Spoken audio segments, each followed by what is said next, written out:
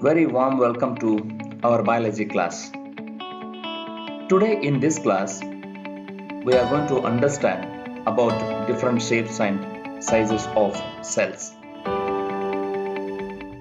Students, in our previous videos, we have understood how discovery of cell has occurred, and after the discovery of cell, Scleden and Swan together they proposed cell theory, and then even we understood one more scientist, Rudolf Virchow. He has added one more point to the cell theory by saying hominis cellula e cellula. That things we have already learned in our previous video, students.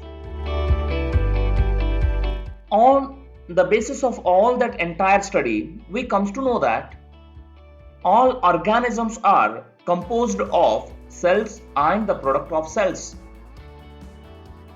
And in the same way, whenever the study has progressed, then they started to find different shapes of cells and different sized cells also. As an example, now we are going to observe certain cells and their sizes and even their shapes also. Yes, first we'll understand about the sizes of cells. Students, as you know that there are the two different type of cells are there. Prokaryotic cells and eukaryotic cells. So we'll take an example of some prokaryotic cells and their size, and even we'll take an example of some eukaryotic cells and their sizes. First we'll consider about the prokaryotic cells. One prokaryotic cell, mycoplasm. If you observe the mycoplasm, lipid layer is, and inside it there is a cytoplasm, and in that cytoplasm we used to find the presence of DNA, and even there are the soluble RNAs are there, and even we can able to observe the presence of number of such ribosomes. It is one of the prokaryotic cell, but the beauty of this particular organism, it don't have a cell wall. All other prokaryotes have a cell wall, but mycoplasm is the one which do not have a cell wall, and it is considered as a very smallest cell because the size is about 0.3 micrometer. Yes, then one more prokaryotic organism, PPLO. What is the long form of PPLO? Pleuropneumonia-like organism. Even you need to be remember the long form of PPLO, pleuropneumonia-like organism. Even this organism is also have a outer layer. That outer layer, now here it is the cell wall, not the lipid membrane only. And even it contains the DNA, RNA, ribosomes, cytoplasm, everything is there in that. But it have a cell wall. And what is the size of this PPLO? It is smaller than mycoplasm. It is about 0.1 micron. In even NEET exam, if they ask the question smallest cell, if the PPLO is given, then go for that PPLO. If mycoplasm is mentioned, then go for mycoplasm. Because in a NCERT book, they have clearly mentioned mycoplasm is the smallest cell. But instead of mycoplasm, if the PPLO is given in the option, then please go for this option. Yes, then one more prokaryotic organism, typical bacteria.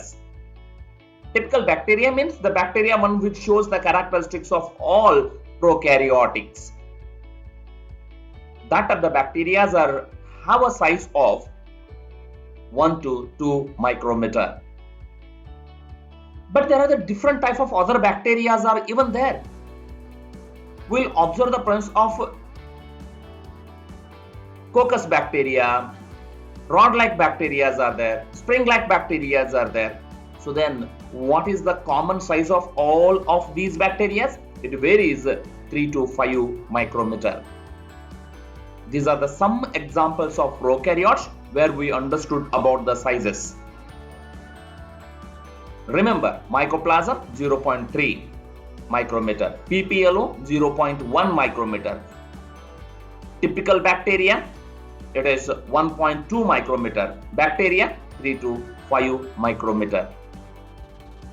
Then we'll take an example of some eukaryotic organisms now. Eukaryotic cells. Typical whatever eukaryotic cells are there, all of those size varies from 10 to 20 micrometer.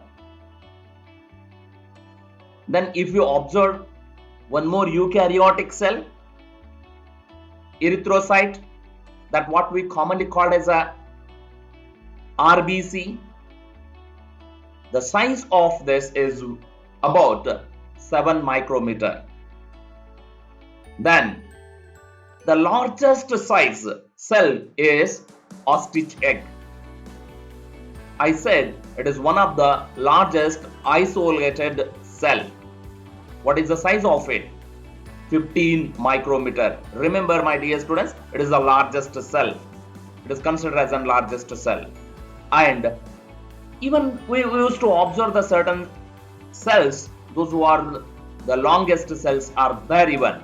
If, for example, the nerve cell, it is the longest cell, the size is up to 100 micrometer also. Okay, these are the points. Some of the eukaryotic cells we have taken here to understand about the cell size is going to vary from cell to cell, organisms to organism. That what we need to understand, my dear students. By observing this one, we comes to know now organisms are made up of the different sized cells. That what the point you need to understand. Yes, but the question arises, sir, what is the factor which affect the cell size? There are several factors are there, students. One is surface area to volume ratio. Second one is rate of metabolism. And third one is nucleocytoplasm ratio. These are the factors which are affecting the cell size. Okay, just as an example, one will consider here what exactly happens, how these are going to involve in the cell size. Say for example, here there is a one cell is there. It contains the cytoplasm inside it. And in that cell, 100% there is a nucleus. Dear students, you must understand that nucleus contains the nucleic acid and it is the cell organelle which controls the entire cell activity. The ratio of nucleus and the cytoplasm volume must be proper. Here there is a nucleus is there. Suppose if there is an increase in the volume of cytoplasm, what happened now? Cytoplasm concentration has increased. Then by that time the nucleus is unable to take control of entire increased quantity of cytoplasm. Therefore, what the cell decide by that time? It will go for the division. It is go for the division. I think probably you might be understanding in the spermatogenesis, in the oogenesis, whenever we have discussed about the meiosis and even mitosis, by that time we have seen the cell is going through the growth phase. That is what this growth phase, my dear students. Here the cytoplasmic content has increased. Whenever cytoplasm content has increased, by that time a nucleus is unable to take control of that. Because of that, cell go for division. Are you understanding? These are the factors. Surface area to volume ratio, rate of metabolism, nucleocytoplasm ratio. We will understand these all the factors in the some other next videos. But right now, try to understand these are the factors which are affecting the cell size. Now, we'll understand different shapes of cells. Dear students, cells shape is greatly varies according to their function. Okay, we'll consider some prokaryotic cell and even some eukaryotic cell to understand what shapes of cells are there. First, we'll take in consideration of prokaryotic cell. One we are observing now, rod-like cells are there. Example is Bacillus. Whatever Bacillus bacteria are there, all of them are rod-like. There are certain spherical-like cells are there. For example, certain bacteria, if you observe the coccus bacteria, they are all have a spherical-like shape. Then certain other bacteria, they have a comma-like shape is there. Such bacteria are known as Vibrio bacteria. And even there are some bacteria, they are spherical-like. They are known as an spirulum. These are the different shapes of prokaryotic cells. In the same way, we'll consider now certain cells from the eukaryotes. We used to observe there are certain eukaryotic cells are the flattened one. Probably you might be know now what cells these are. These are the squamous epithelium, one of the good example for the flattened cell. Some are tube-like cells are there. Good example is cuboidal epithelium. And some are column-like cells are there. Good example is columnar epithelium. And even we used to observe certain cells are irregular.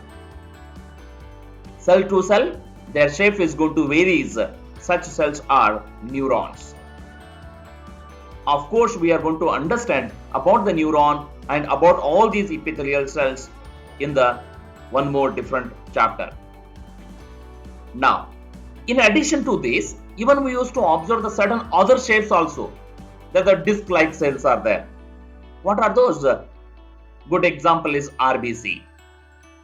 And there are the certain polygonal shaped cells are there. Polygonal means that they have a different angles of cells are there. Good example is mesenchyma cells. And there is a certain fusiform cells are there. Fusiform means both the ends are tapered like cells are there. Probably you might be observing here this end and this end is tapered.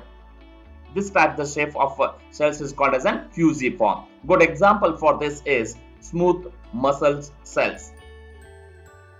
And there are the certain amoeboid like cells are there. How the amoeba don't have a perfect shape, it will keep on changing. In the same way, in our body also there are the certain cells are there. They are behaving like the amoeboid.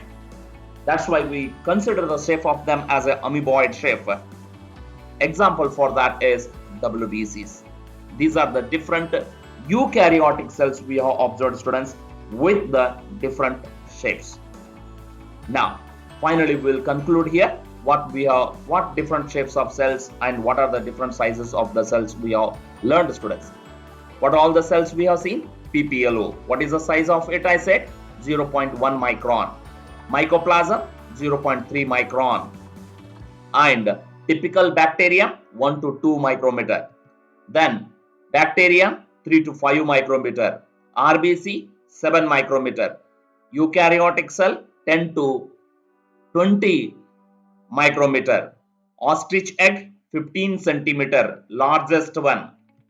And viruses 0.02 to 0.2 micrometer. Students, these are the different sizes. You must remember. They may ask these points in your NEET exam. Then what are the different shapes of cells we have seen? Disc-like cells, RBCs as an example. Polygonal shapes, mesenchyma cells. Columnar cells, epithelium. Cuboidal epithelium cells are there. Thread-like cells, tracheids in the plants. Irregular cells, good example is neuron.